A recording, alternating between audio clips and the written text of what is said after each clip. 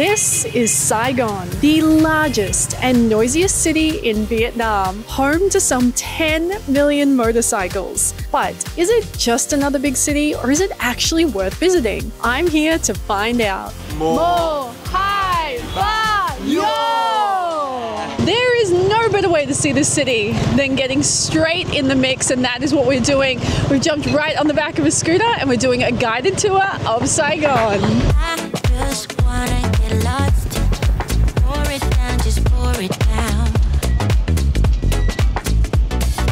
I hope you guys are ready to eat. I know I am. We're starting off with a delicious noodle dish. This is, I'm going to butcher it. I'm sorry, Vietnam.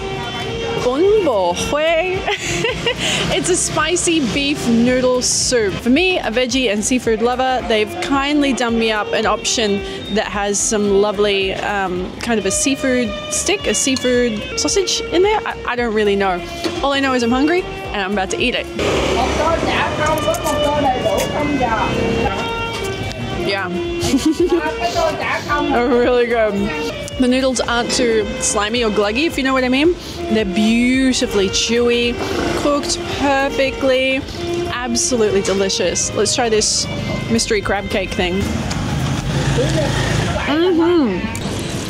I know it's called a spicy noodle soup. It's not spicy. It's just good. Oh yeah. Wait, I have a friend. I'm not on this tour alone. We have a beautiful friend from Tokyo. Would you like to introduce yourself? I'm Yoichi from Tokyo, Japan. These guys know how much we love Japan. Thank you.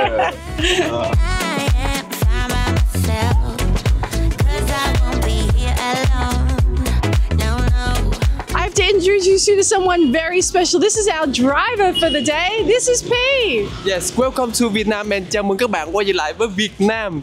And this is my travel for Phoebe. He on the vlog, I love it.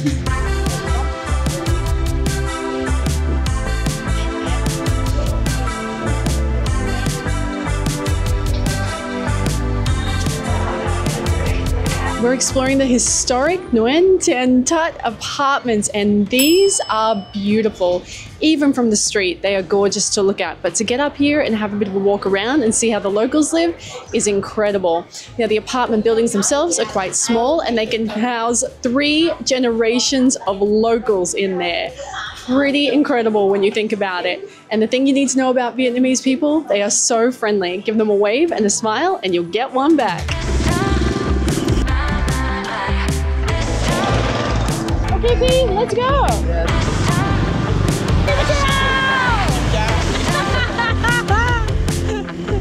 You cannot come to Vietnam and not have a banh mi, and I haven't had one yet, so let's fix that.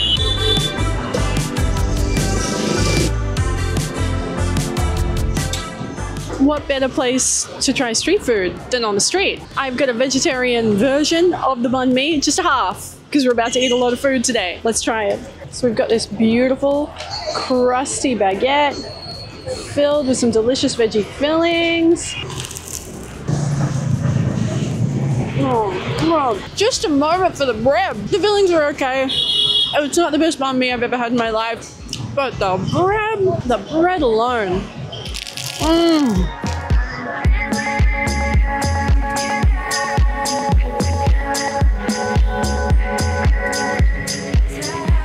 Has just told me that the place we're going to next is the best dessert in Ho Chi Minh City.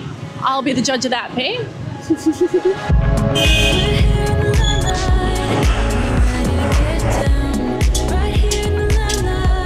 This is the dish P was raving about, banana sticky rice. I've eaten more than my fair share of mango sticky rice in my time, but never banana, and it looks to me like the banana is inside the sticky rice. It's all pressed together nice and tight, wrapped in a banana leaf and cooked over these beautiful open coals, barbecue style, slathered in what should be a nice sweet creamy coconut sauce there. Enough talking, time to try. Okay, go in for the whole bite.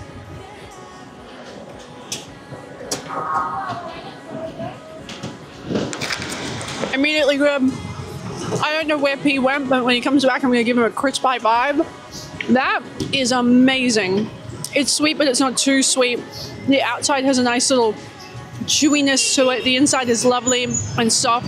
I love the creamy coconut sauce. The whole thing is just perfection. I would eat that every day for breakfast with a big old cup of coffee and be very, very happy. If I can't be with you, I'd rather be by myself. But no, I can't lie. I don't want anybody else. Being my first morning here in Saigon, I had some free time. That's why I booked this little excursion, and I'm so glad I did. It has been a really great intro into the city. But the rest of the time I'm here, it's all part of an organized tour I'm doing with the guys at Realistic Asia. And what I love about it is the way they take care of everything. I travel a lot, and to have someone take care of the travel admin for me is unreal. So they come up with the whole itinerary, they book all the hotels, the internal flights, buses, tour guides, tickets, and absolutely everything else. Now, I booked that on the TourRadar platform. If you haven't heard of them before, I've been using them for years.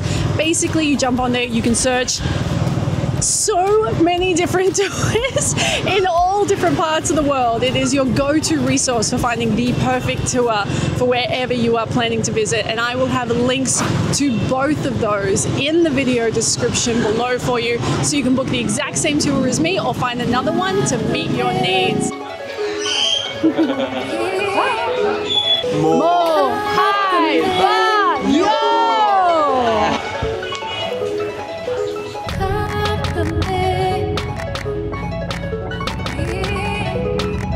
We're diving deeper into Vietnam's history and a conflict that spanned 2 decades, shaping the course of modern history.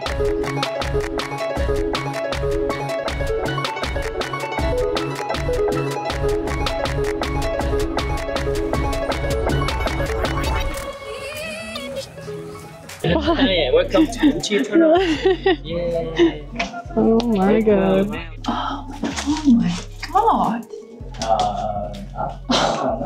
You can completely stand up in here. What? He said this was a well or something. Yeah. Wow. This is insane. Located around 60 kilometers or an hour and a half to 2 hours drive outside of the city, the Chi tunnels stretch over 250 kilometers. And they were built by the Viet Cong as a way to avoid their enemies, plan their attacks, and escape from relentless bombings. And this network of tunnels is truly crazy. It was more than just what I've just described to you. This was an underground city. They had kitchens, hospitals, and so much more in here. And being inside them is kind of wild. Whoa. It is hot in there. Oh my gosh. Whoa. You survived. Yeah.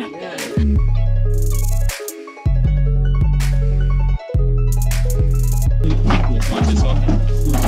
Open the door, keep the hatch. Keep cleaning. You see this giant hole in the earth here? This is a bomb crater. I don't know if that's coming across in video footage, but if you could see it in real life, it is staggering to think something impacted the earth and left that kind of mark. And our guide was telling us that these craters were used as mass graves. Bodies were pushed into them and covered over. 50, 100 bodies more, all at once. One piece here, you dip it to the salt, sewer, and peanut together.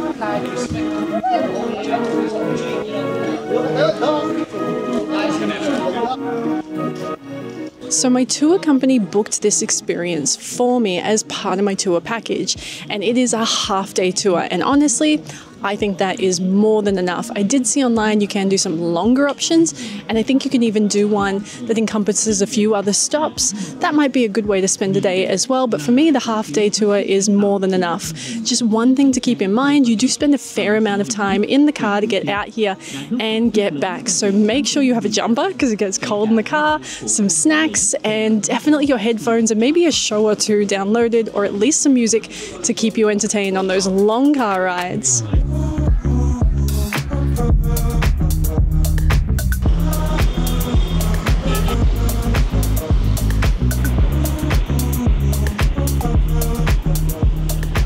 This evening, we are going in on some street food with a guided street food tour. And this is our guide and scooter driver, Peter. I'm Peter.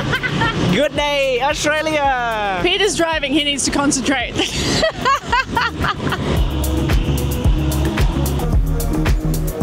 That will never get old. I love whizzing through the streets on the back of a scooter like that. It's so much fun.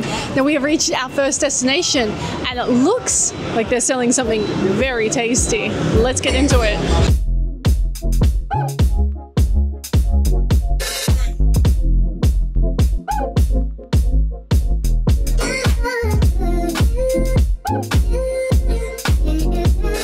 Do you consent to being filmed? Yeah, of course. It's no problem for me.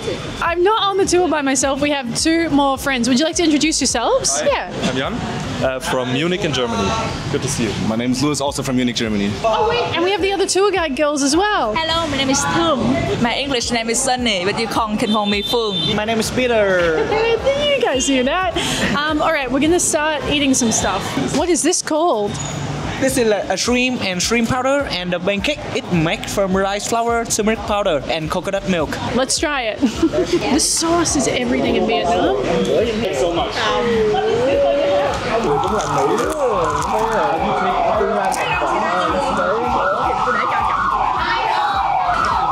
Yeah, 10 out of 10.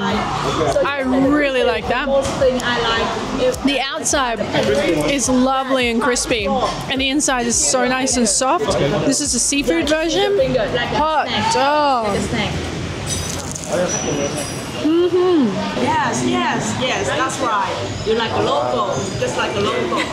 You're Vietnamese. Forgot to tell you. And you roll from the top to the bottom, like a burrito. It's true princess treatment. I just get all the... It is. Okay, and I just get to eat this tasty treat. So this is the bun siu? Bánh xèo, yeah. Bun siu. Wow. So good. I know that. I know you will like it. Oh my god. Reaction, more reaction. Vietnam. You guys just get it right. Hey, you know what you're doing. Cheers.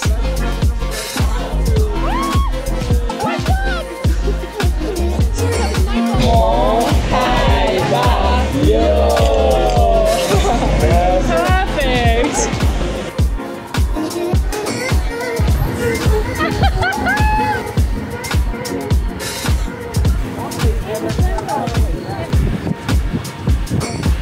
We've rolled into a spot called Panda and it is popping in here. It's a Saturday night, so many locals, lots of people celebrating birthdays, getting their drink on, but I'm here for the food.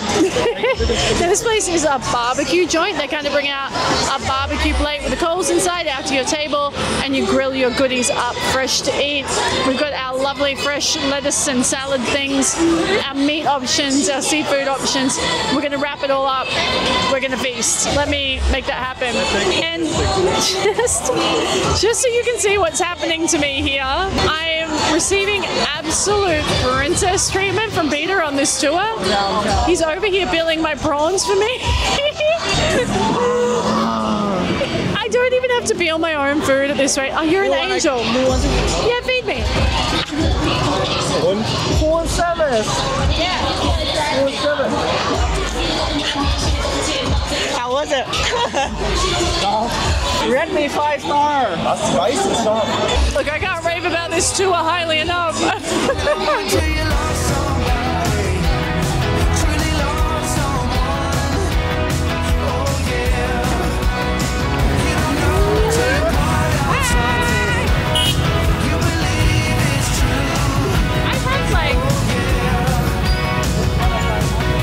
For accommodation here in Saigon, I've checked into Somerset, Ho Chi Minh City. It's a serviced apartment style hotel with spacious rooms, a great pool, and all the comforts of home, including a washer dryer. Now, it is a solid option if you're after extra space or traveling as a family. The only catch is it's a little out of the way, so getting to the city does take some extra effort. But if you don't mind the location, it is an awesome base to recharge after a long day of exploring. I'll have some links in the video description for you so you can check it out and book yourself.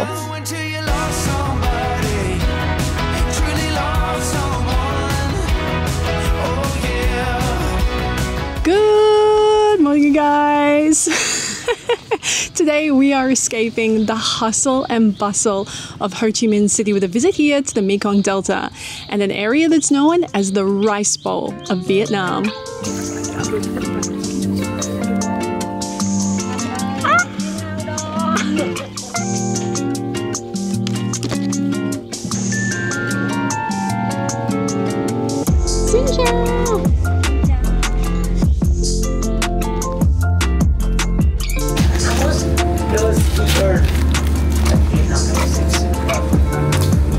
We've rolled up hot to Tian's coconut candy shop and we're gonna see what they're doing with coconut out here. This place looks really cool.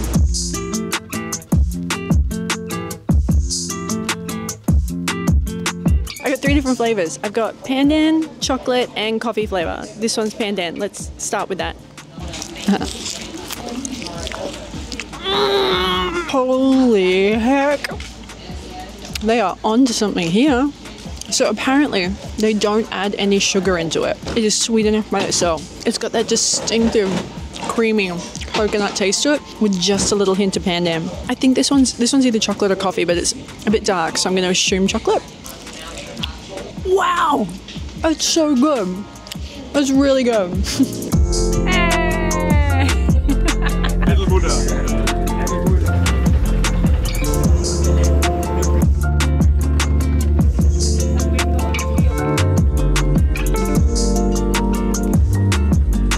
You know, I'm going to be really honest with you guys. When I saw this tour on the itinerary for today, I was not enthused. I thought we were in for a real dreary, slow old, boring old farm tour. This has been great. This has been really, I'm actually really surprised by it.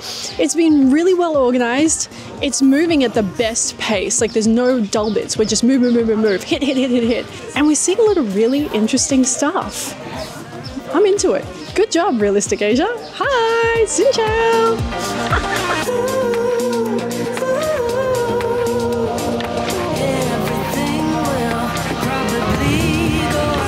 The Mekong Delta has been the heart of life in Vietnam for centuries and is actually responsible for producing half of the country's rice. So it's not just feeding Vietnam, it's actually feeding the whole world. Now it has a really rich animal life out here too. It's home to more than 1,000 species, including the rare Irrawaddy dolphin, which I would love to see, but I don't think we're going to get to. It's also an agricultural hub due to the really lush, fertile grounds out here. So if you love tropical fruit, things like dragon fruit and mangosteen, this is going to be your spot. It also has an incredible history, infused, of course, with the Khmer heritage and the Vietnam War. Now, we've seen a lot of really cool stuff already today, but we're not done yet. We're back on our boat and we're gonna go check out some of the islands.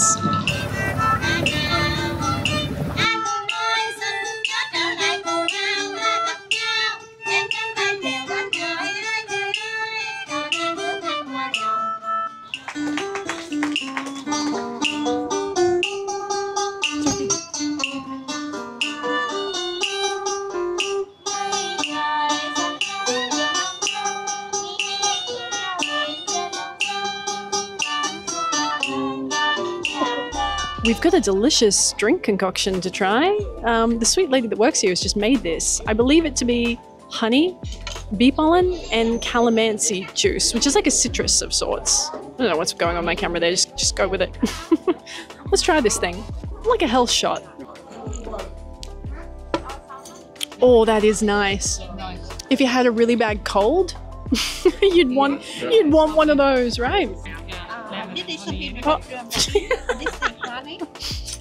It's Get in there. No, you're more interesting than me anyway. Get in there. What have you got? This is honey.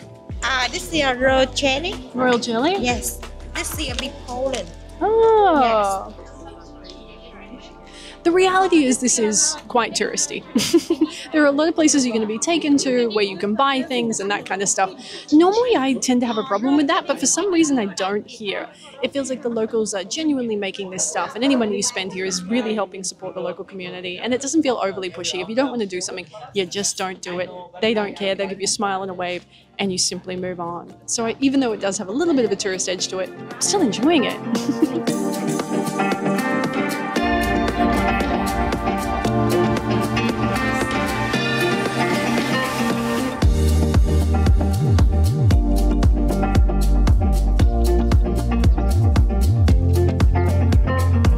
Over 20 feet tall, this gigantic statue of the Buddha is one of the largest in Vietnam. If you travel a lot, you will have seen a lot of statues of the Buddha in all different kinds of poses. You've got your reclining Buddha, all different kinds of expressions and hand gestures as well. And this guy with his big belly and his big smile is the happy Buddha. And he is said to bring good luck and fortune to visitors. And I think that is the perfect spot for me to end this week's episode. I really hope you've enjoyed it. Now, if you don't already, be sure to subscribe right now so you never miss a single episode, and say hello in the comments below. I hope you have a great weekend, you guys, and I will see you next week with a brand new episode. Love ya. And love you, Happy Buddha.